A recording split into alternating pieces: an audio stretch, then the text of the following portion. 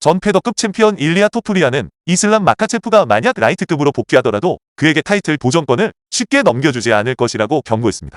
토푸리아는 오는 6월 UFC 317에서 찰스 올리베이라와 맞붙어 현재 공석인 라이트급 차지할 기회를 얻게 됩니다.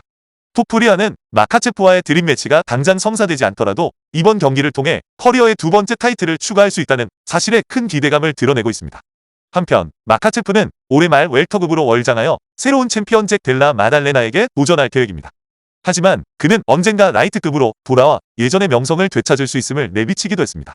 엘 마타도르 일리아 토푸리아는 파운드 포 파운드 랭킹 1위인 마카체프에게 타이틀전 진출 자격을 스스로 증명해야 할 것이라고 말하며 여유로운 태도를 보였습니다. 토푸리아는 다가오는 경기를 홍보하는 기자회견에서 다음과 같이 강조했습니다. 처음부터 마카체프는 무언가 중요한 결정을 내려야 한다는 인상을 주려고 했습니다. 약 일주일 전에도 웰터급으로 월장하는 것은 중요하지 않다. 라이트급 타이틀을 포기할 생각이 없기 때문이다.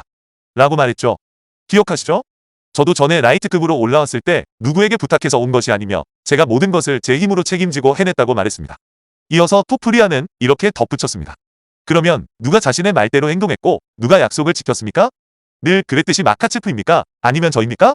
따라서 이번 경기가 끝나고 제가 벨트를 차지한다면 마카체프는 제 뒤에 줄을 서야 할 겁니다. 그 줄은 꽤 길 것이고 누군가는 그 상황에 큰 관심을 가지고 지켜보겠죠. 이슬람 마카체프는 웰터급으로 월장하더라도 라이트급 타이틀을 포기할 계획이 없다고 밝힌 바 있습니다. 하지만 실제 상황은 그의 뜻대로 흘러가지 않았습니다. 일리아 토푸리아가 패더급에서 라이트급으로 체급을 올리면서 패더급 타이틀을 내려놓은 것처럼 마카체프 역시 웰터급에서 두 번째 벨트를 노리기 위해서는 라이트급 타이틀을 포기해야만 했습니다. 결과적으로 두 선수 모두 두 체급 동시 챔피언이 될 기회는 없었습니다. 그러나 토푸리아는 145파운드 패더급까지 힘들게 감량했던 경험을 언급하며 이제 라이트급에서만 자신의 미래가 있다고 분명히 밝혔습니다. 마카체프가 라이트급 복귀에 대해 다른 생각을 가지고 있을 수도 있습니다만 만약 그가 라이트급으로 돌아온다면 토푸리아는 마카체프에게 타이틀 도전권을 얻기 위해 스스로 노력해야 할 것이라고 말하며 상황을 역전시킬 준비가 되어 있음을 내비치고 있습니다. 최근 토푸리아와 마카체프 사이에 신경전이 심화되고 있지만 두 선수가 당장 다음 경기에서 맞붙을 가능성은 낮습니다. 그리고 앞으로 이 두 강자의 대결이 성사될지는 아직 알 수 없는 상황입니다. 알저메인 스털링은 일리아 토푸리아의 파워를 높이 평가하며 찰스 올리베이라 역시 이를 간과해서는 안 된다고 지적했습니다. 선수 생활 초반 역경에 무너진다는 비판을 받기도 했던 올리베이라는 이후 세계 챔피언으로 우뚝 서며 고난을 극복하고 오히려 더 강해지는 모습을 보여주었습니다. 그 결과 수많은 명승부를 만들고 경기 후 보너스를 휩쓸었습니다. 올리베이라는 6월 28일 UFC 317 메인 이벤트에서 일리아 토푸리아와 맞붙어 라이트급 타이틀을 차지할 기회를 잡았습니다. 이 경기는 이슬람 마카체프가 웰터급으로 체급을 올리면서 공석이 된 벨트를 위한 것입니다. 토푸리아는 패더급 타이틀을 내려놓고 두 번째 체급에서 타이틀에 도전하는 상황입니다. 다가올 경기에서 스털링은 올리베이라가 토푸리아에게 맞서 싸울 때 자신의 저돌적인 스타일을 고수하는 것이 과연 옳은 전략일지에 대해 확신하지 못하는 모습입니다. 알저메인 스털링은 더 위클리 스크랩스 팟캐스트에 출연하여 이렇게 말했습니다. 찰스 올리베이라가 매 경기마다 다운되는 모습은 흥미롭습니다.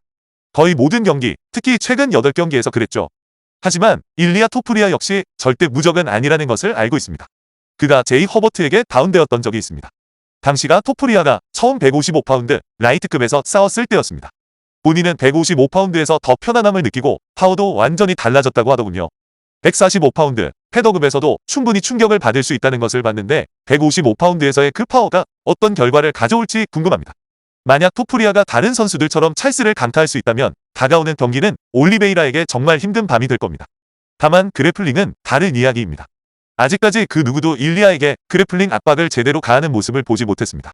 찰스가 자신의 강점인 그래플링으로 일리아의 체력을 빼놓고 펀치의 위력을 무력화시킬 수 있을지가 이번 경기의 가장 큰 관건이라고 생각합니다. 찰스 올리베이라는 MMA 역사상 가장 위협적인 그래플러 중 한 명으로 평가받습니다. 35세의 올리베이라는 UFC에서 23승을 거두며 역대 최다승 기록을 보유하고 있습니다. 또한 일리아 토푸리아에 비해 신장 및 리치 면에서 우위를 가지고 있어 두 선수가 근접 거리에서 공방을 주고받을 때 경기의 재미를 더할 요소가 될 것입니다. 일리아 토푸리아는 주로 날카로운 타격에 의존하는 스타일이지만 공격과 방어 모두에서 수준급의 레슬링 능력을 보여주었습니다. 그는 직전 경기에서 알렉산더 볼카노프스키를 강력한 KO로 꺾고 패더급 챔피언에 올랐으며 패더급에서 볼카노프스키에게 첫 패배를 안겨준 선수가 되었습니다. 스털링은 일리아 토푸리아가 강자들을 연이어 물리치는 행보를 보며 그가 앞으로 역대 선수 순위를 어디까지 끌어올릴 수 있을지 주목하고 있습니다.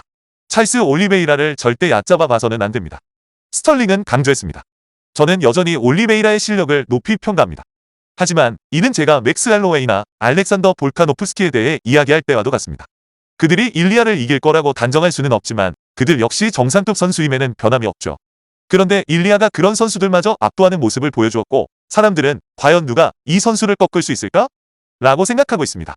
올리베이라는 최근 4경기에서 2승 2패를 기록했지만 그 이전에는 UFC 라이트급에서 무려 11연승을 질주하며 압도적인 모습을 보여주었습니다. 반면 토프리아는 프로 전적 16승 무패의 완벽한 기록을 이어가고 있습니다.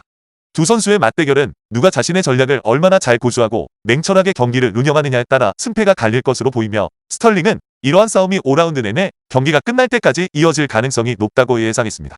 스털링은 현재로서 일리아 토프리아에게 승리 가능성이 더 높다고 보고 있습니다. 저는 일리아 쪽으로 승자가 기울어 있다고 봅니다. 이게 현명한 예측이라고 생각해요라고 말했습니다. 물론 찰스 올리베이라가 경기 초반에 그래플링으로 잘 풀어나간다면 승리할 수도 있겠죠. 어쩌면 올리베이라가 모두를 놀라게 하며 일리아를 지치게 만들고 그의 펀치 파워를 어느 정도 감소시킬 수 있다는 것을 보여줄지도 모릅니다. 하지만 올리베이라가 경기 후반 라운드에서도 같은 모습을 보일 수 있을까요? 특히 피니시를 시키지 못하고 경기가 길어졌을 때 그는 계속해서 가드를 올리고 효과적으로 방어할 수 있을까요? 그리고 상대적으로 키가 작은 토프리아를 상대로 어떻게 테이크다운을 성공시킬 수 있을까요? 테이크다운을 하려면 거리를 좁혀 상대의 하체로 파고들어야 하는데 이게 정말 쉽지 않은 부분입니다.